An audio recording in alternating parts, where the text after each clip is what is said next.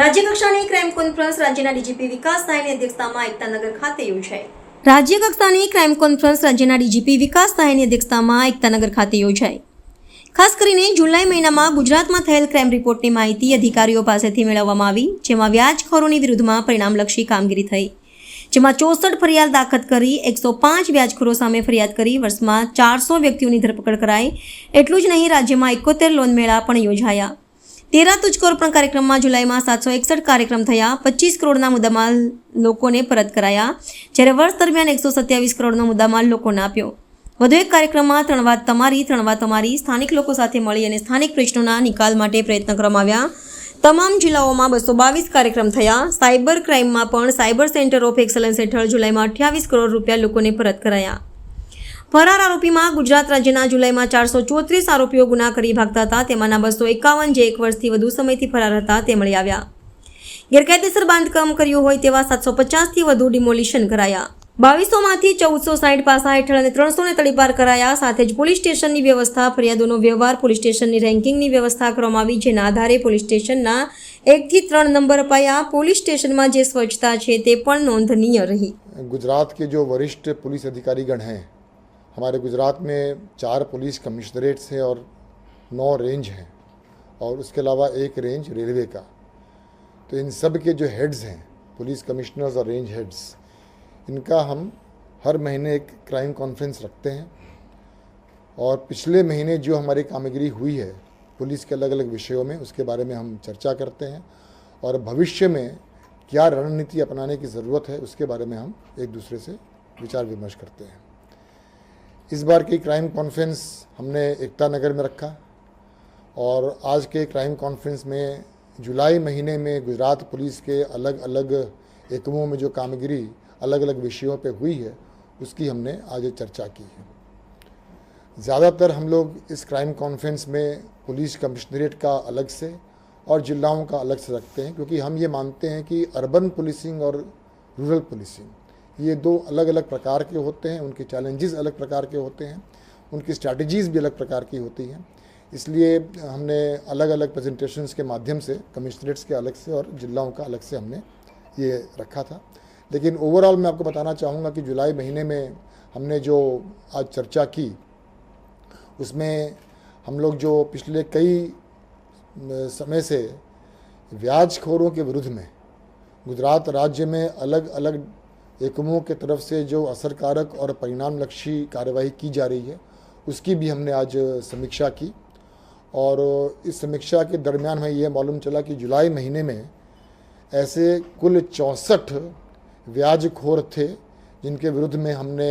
FIR दाखिल किया और इन 64 केसेस में 105 आरोपी को गिरफ्तार करने की भी कार्यवाही की गई। हम व्याजखोरों के विरुद्ध में जो कार्यवाही करते हैं, FIR दाखिल करते हैं, उसके अलावा हम लोग लोन मेला का भी आयोजन करते हैं कि जिसके कारण जो लोग को सचमुच किसी लोन की ज़रूरत है तो अधिकृत सोर्स से, अधिकृत स्रोत से उन्हें लोन मिले, उसकी व्यवस्था करते हैं। इस तरह का लोन मेला का आयोजन जो होता है, जुलाई महीने में पूरे राज्य में करीब 71 लोन मेला का आयोजन हुआ था।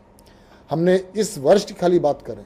तो इस वर्ष में करीब 400 FIR दाखिल हुए हैं व्याजखोरों के विरुद्ध में और उसमें करीब 956 आरोपियों को पकड़ने की कार्यवाही की गई है और 238 लोन मेला 2025 के साल में गुजरात के राज्य के अलग अलग जगह पे हमने आयोजन किया है। दूसरा, आप हमारा एक कार्यक्रम जानते हैं कि कोई भी व्यक्ति का कोई भी चीज़ गुम हो जाता है और पुलिस उसके मुद्दा माल की तरह जब कब्जा करती है तो कोर्ट के साथ संकलन करके नियम के मुताबिक ये हम उनका पैसा या उनका कोई भी ऑर्नामेंट होता है, कुछ भी होता है, उनको हम वापस करते हैं। ये प्रोजेक्ट हमारे गुजरात राज्य का पिछले कई दिनों से बहुत ही सफलतापूर्वक हो रही है। इसका नाम है 13 तुझको अर्पण। तो 13 तुझको अर्पण की बात करें तो सिर्फ जुलाई महीने की बात करें तो गुजरात राज्य के अलग अलग एकमों में ऐसे करीब 761 कार्यक्रम 13 तुझको अर्पण का हुआ और उस 761 कार्यक्रम में करीब करीब 25 करोड़ रुपए का मुद्दा माल हमने ओरिजिनल लोगों को वापस किया। और इस साल की बात करें 2025 की तो इस साल हमने कुल मिलाकर 127 करोड़ का मुद्दा माल तेरा तुझको अर्पण के कार्यक्रम में हमने लोगों को वापस किया है। उसी तरह हमारे लोगों के साथ संबंध और संकलन बना रहे और स्थानिक कक्षा पे क्या प्रॉब्लम्स हैं, क्या इश्यूज़ हैं, क्या विषय हैं, उसको जानने के लिए गुजरात पुलिस पिछले कई समय से तृण वात तमारी तृण अमारी ऐसा एक कार्यक्रम का आयोजन हम लोग करते हैं। ये कार्यक्रम हर पुलिस स्टेशन में, हर चौकी में और हर आउटपोस्ट में होता है, जिसमें वहाँ का जो इंचार्ज पुलिस अधिकारी होता है वो स्थानिक लोगों के साथ हर 2 महीने में कम से कम एक बार ज़रूर मिलता है और स्थानिक प्रश्नों को जानने की वो प्रयत्न करता है और जो भी स्थानिक प्रश्न के ध्यान पे आता है उस प्रश्न का निराकरण के लिए, सॉल्व करने के लिए प्रॉब्लम को वो कार्यवाही करते हैं।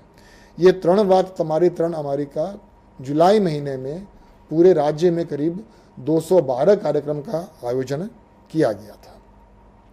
उसी तरह आज हमारे सामने साइबर क्राइम का चैलेंज जो है बहुत बड़ा है। तो साइबर क्राइम के चैलेंज को हम लोग किस तरह टैकल कर पाएँ, उसके लिए काफ़ी दिन से हम लोग चर्चा विचारणा कर रहे थे। आपको जानकर ये खुशी होगी कि अभी बहुत ही जल्दी गुजरात सरकार ने एक प्रोजेक्ट हमारा मंजूर किया है, जिसे साइबर सेंटर ऑफ एक्सीलेंस, जो गांधीनगर स्थित CID क्राइम के अंदर काम करेगी और साइबर सेंटर ऑफ एक्सीलेंस के माध्यम से हम लोग साइबर क्राइम और साइबर सिक्योरिटी के इस चैलेंज को लड़ाई करने में हमें सफलता मिलेगी। साइबर क्राइम में जो लोग अपना पैसा घुमाते हैं, जो लोग किसी भी कारण से, किसी भी माध्यम से जो साइबर क्राइम होता है, और ऐसा हमने सिर्फ जुलाई महीने में करीब 28 करोड़ रुपया जो साइबर फंड में लोगों ने घुमाया था साइबर क्राइम में, वो वापस गुजरात पुलिस ने जुलाई महीने में की है, 28 करोड़ रुपया का किया है। उसी तरह हमारे यहाँ अलग अलग जगह जो गुनाह दाखिल होते हैं और गुनाह दाखिल होने के बाद बहुत लंबे समय से फरार रहते हैं, आरोपी पकड़ नहीं पाते, जिनको हम एब्सकॉन्डर्स बोलते हैं, ऐसे फरारी आरोपी को पकड़ने के लिए भी पिछले कुछ समय से गुजरात राज्य में बहुत ही अच्छी कामगिरी की जा रही है। और अभी हम सिर्फ जुलाई महीने की बात करें तो ऐसे जो फरारी आरोपी थे, वैसे कुल 434 आरोपी को हमने गिरफ्तार किया है और इस 434 आरोपी में करीब 251 आरोपी ऐसे थे जो 1 साल के ज़्यादा समय से वो लोग फरारी थे।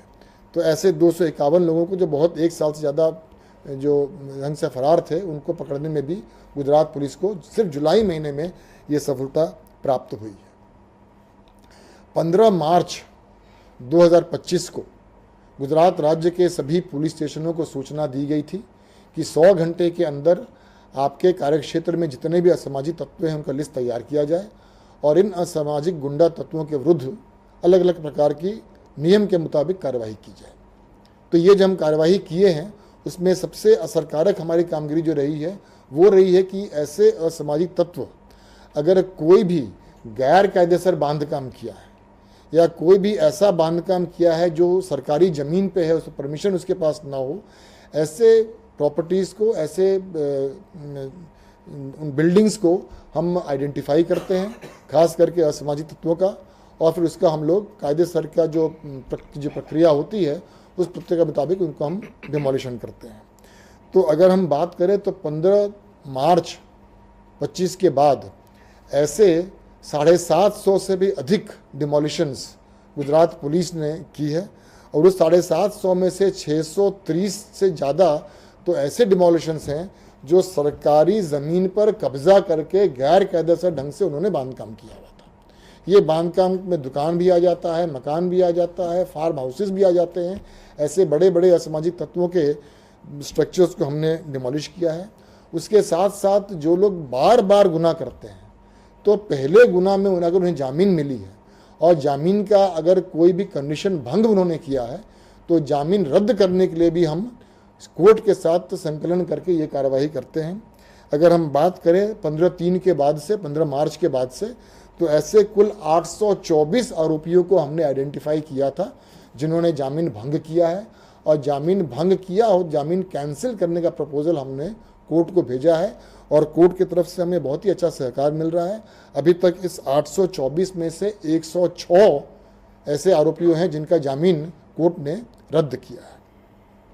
उसके बाद ऐसे असामाजिक तत्व होते हैं जो गैर कायदेसर बिजली का कनेक्शन ले लेते हैं, तो उसकी भी हम इंक्वायरी करते हैं और अगर ऐसा मिलता है तो उसके विरुद्ध में कार्रवाई कायदेसर का करते हैं। ऐसे हमने 2190 इलीगल कनेक्शन जो थे बिजली के, उसका हमने उनके विरुद्ध में कायदेसर कार्रवाई हमने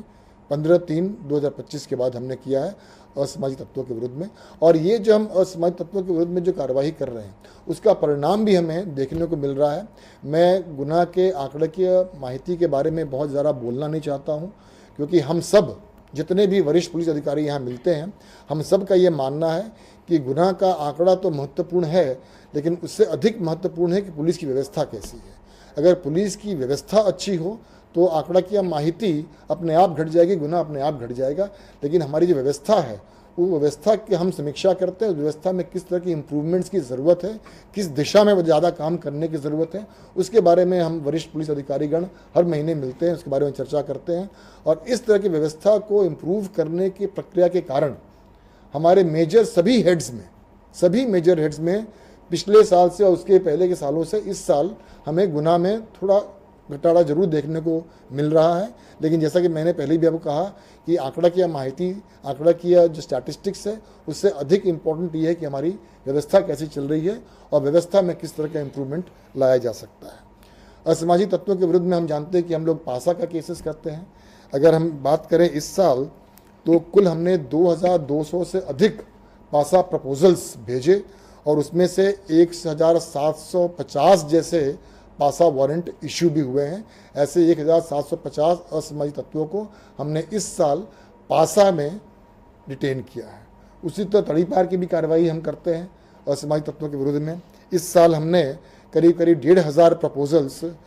तड़ीपार का किया था और उसमें से करीब 250 से 300 के बीच का हमें तड़ीपार का ऑर्डर्स भी प्राप्त हुआ और उनको हमने तड़ीपार भी किया है। तो असामाजिक गुंडा तत्व जो गुजरात राज्य में है, जिनको हम आइडेंटिफाई करते हैं, उनके विरुद्ध में अलग अलग ढंग से डिमोलिशन हो गया, बिजली का हो गया, बेल कैंसिलेशन हो गया, पासा हो गया, तड़ीपार हो गया, उनके ऊपर सर्वेलेंस की बात हो गई, उनके विरुद्ध में हम बहुत ही असरकारक कामगिरी कर रहे हैं और उसका परिणाम हमको अभी साफ देखने को भी मिल रहा है। एक नया चीज़ हमने इस बार शुरू किया जिसके बारे में ज़रूर बोलना चाहूँगा कि पुलिस स्टेशन की स्वच्छता, पुलिस स्टेशन की व्यवस्था और पुलिस स्टेशन में जो लोग आते हैं उनके साथ पुलिस अधिकारियों और कर्मचारियों के व्यवहार, इन सब विषयों को ध्यान में रख के हमने एक व्यवस्था बनाई थी पुलिस स्टेशन रैंकिंग की। और हमने सब पुलिस कमिश्नर्स को और जिलाओं के सब पुलिस अधीक्षकों को सूचना दी थी जुलाई और अगस्त महीने में अपने कार्यक्षेत्र के जितने पुलिस स्टेशन हैं उन पुलिस स्टेशन की आप रैंकिंग कीजिए और फर्स्ट, सेकंड, थर्ड जो भी पुलिस स्टेशन आता है तो उस पुलिस स्टेशन के थाना अधिकारी को भी, थाना इंचार्ज को और पुलिस अधिकारी कर्मचारियों को इनाम दीजिए। तो ये हमने पूरी प्रक्रिया अभी शुरू की है और पुलिस स्टेशन रैंकिंग हर पुलिस कमिश्नरेट में और हर जिले में पूरी कर ली गई है। और इसके कारण मेरा ऐसा मानना है, मेरा ऐसा विश्वास है कि पुलिस स्टेशन की काम करने की जो पद्धति है,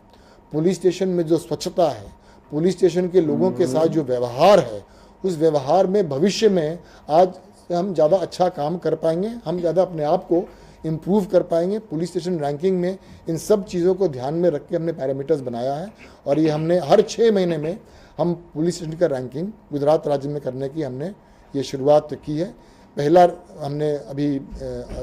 अगस्त महीना में अभी हमने कुछ दिन पहले ही इसको पूर्ण किया है। ओवरऑल मैं ये कहना चाहूँगा कि हम हर महीने जो ये क्राइम कॉन्फ्रेंस करते हैं उसमें वरिष्ठ पुलिस अधिकारियों एक दूसरे से मिलते हैं तो अलग अलग विषयों पे बहुत डीपली हम लोग चर्चा करते हैं। फील्ड लेवल पे जो प्रॉब्लम्स होता है उन प्रॉब्लम्स को डिस्कस करते हैं, उस प्रॉब्लम का हल क्या हो सकता है उसके बारे में डिस्कस करते हैं। अगर कुछ ऐसा हल है जो डीजी ऑफिस से किया जा सकता है तो उसके बारे में चर्चा करते हैं। कुछ ऐसा होता है जो सरकार लेवल पे जाना होता है तो वहाँ पे जाने की हम बात करते हैं। लेकिन ओवरऑल जितने भी अधिकारी आते हैं वो सबका 20, 25 साल, 30 साल अनुभव वाले अधिकारी यहाँ आते हैं और हम लोग 2-3 घंटा साथ में मिलते हैं, चर्चा करते हैं तो उससे बहुत सारे नए नए चीज़, बहुत सारे नए नए वस्तुओं के बारे में, विषयों के बारे में हमको मालूम चलता है और क्राइम कॉन्फ्रेंस से हमारी जो पुलिस, गुजरात पुलिस की जो पूरी व्यवस्था है उसको सुधारने में हमको इससे मदद मिलती है। Thank you very much.